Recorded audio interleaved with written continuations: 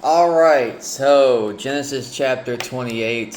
I notice I sit really close to the camera, so I'm trying to sit back a little more. I just want to make sure you hear me, all of that. Um, Maybe I need a microphone. Been thinking about getting a microphone, so we'll see where this goes, and but we'll try to start right before chapter 28, so that we'll get a little recap here, and then we'll go from there, because it kind of bleeds into chapter 28 from chapter 27.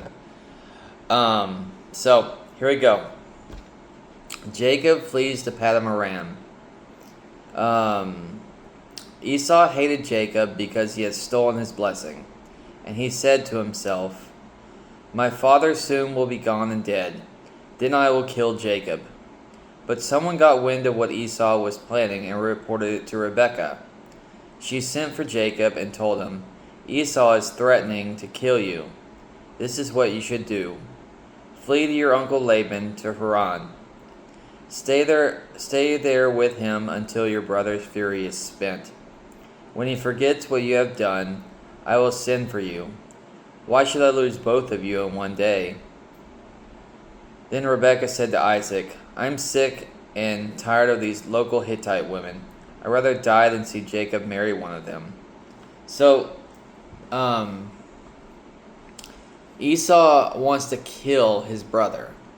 Think about that in today's times. Like, just up and wants to kill him, you know? Um, Not sure what happens back then. Maybe more difficult to apprehend someone, if you will. Maybe they just kill each other outright all the time. So, um, Rebecca is on Jacob's side. You know, it's kind of the family's not together; they're just separate from each other, which is interesting to see. I wouldn't want that in a marriage at all. If that happened in my marriage, I'd be like, "Why did I get married in the first place?" You know, picking sides. I don't like that. So, let's keep reading. So Isaac called for Jacob, blessed him, and said, "Do not marry any of these Canaanite women. Instead, go at once to Padam Aram, to the house of your grandfather, Bethuel, and marry one of your uncle Laban's daughters. May God Almighty bless you and give you many children, and may your descendants become a great assembly of nations." See, you think it's weird in the Bible, they're marrying each other's family members, and maybe because that's all there is out there. Um, but it is weird. It's weird to think about because think about today's time when people do that, people are like deformed and stuff. So, um, yeah, but but Rebecca even said to Isaac, she lied to him and just said, I just want him to go marry someone else and not these local Hittite women, you know? So they're lying to each other all the time. So it's very interesting. May God pass on to you your descendants and the blessings he promised to Abraham. May you own this land where we are now, foreigners, for God gave it to Abraham. So Isaac sent Jacob away, and he went to Padam Aram to stay with his uncle Laban, his mother's brother, the son of Bethuel the Aramaean. Esau heard that his father had blessed Jacob and sent him to Padam Aram to find a wife, and that he had warned Jacob not to marry a Canaanite woman. He also knew that Jacob had obeyed his parents and gone to Padam Aram. It was now very clear to Esau that his father despised the local Canaanite women, so he visited his uncle Ishmael's family and married one of the Ishmael's daughter, in addition to the wives he already had. His new wife's name was Mahalath. She was the sister of Nebaioth and the daughter of Ishmael, Abraham's son. Jacob's dream at Bethel. Meanwhile, Jacob left Beersheba and traveled toward Haran. At sundown, he arrived at a good place to set up camp, and stopped there for the night. Jacob found a stone for a pillow and lay down to sleep. As he slept, he dreamed of a stairway that reached from earth to heaven, and he saw the angels of God going up and down on it.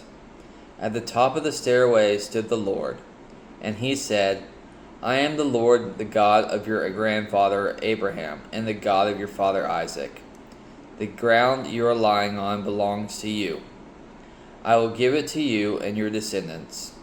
Your descendants will be as numerous as the dust of the earth. They will cover the land from east to west, and from north to south. All the families of the earth will be blessed through you and your descendants.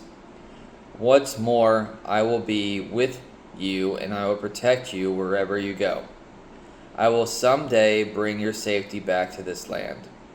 I will be with you constantly until I have finished giving you everything I have promised. You ever think about that? Like, you're reading this and people are getting like dreams from God, and God's telling them what to do through dreams and whatnot. And you have never gotten one of those dreams before. So maybe God comes to you in a different way. Maybe he doesn't come to you at all. Maybe he does and we don't know it. Which is why people go crazy in the first place, because they think God's talking to them, but maybe he's not. Maybe it's just our thoughts, But what I've heard before is, if you go by our thoughts, they're not God's thoughts. God's thoughts are in the Bible. We should always resort to the Bible. I always heard that, and I don't read the Bible enough to know that. But there's a lot of good stuff in here.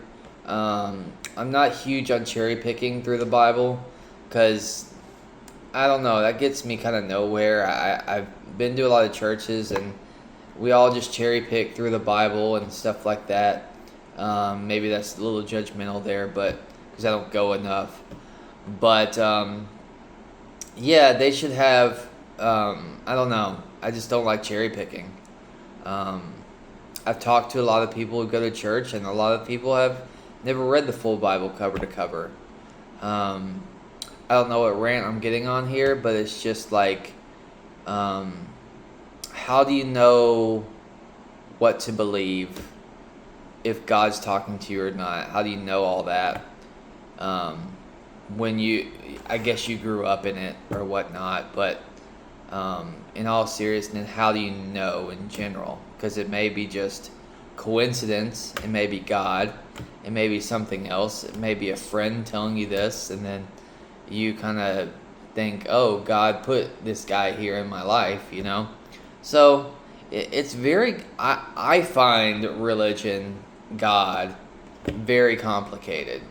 So I don't know what you guys think about that, but that's what I think. I find this whole thing super complicated. But we're going to keep reading. We're almost done with this chapter, so here we go. Then Jacob woke up and said, surely the Lord is in this place, and wasn't even aware of it. He was afraid and said, what an awesome place this is. It is none other than the house of God, the gateway to heaven. The next morning he got up very early. He took the stone had used as a pillow and set it upright as a memorial pillar. Then he poured olive oil over it. He named the place Bethel, house of God. Though the name of the nearby village was Luz, then Jacob made this vow: if God will be with me and protect me on this journey and give me food and clothing, and he will bring me back safely to my father, then I will make the Lord my God. The memorial pillar will become a place of worshiping God, and I will give you 1/10 of everything he gives me. So that's the first mention of 1/10 in the Bible, of giving. I've been to church where they talk about giving 1/10 of, or a tithe, or whatever it might be. I honestly think you give what's on your heart, but maybe not. I don't know. Maybe there's rules to all this, you know. As we go, we'll learn more in the Bible what's going on, um, but think about this thing he said. I will make the Lord my God if he will do all these things. So clearly Jacob doesn't have God in his life yet. So he's going by what he heard in a dream, seeing if there's signs and all that. So that's what I got from that chapter, at least. That's it for chapter 28. On to chapter 29 real soon. Hopefully it won't be 4 days from now. But we're going to keep grinding and doing this. It's difficult for me, but I'm trying to make it a habit.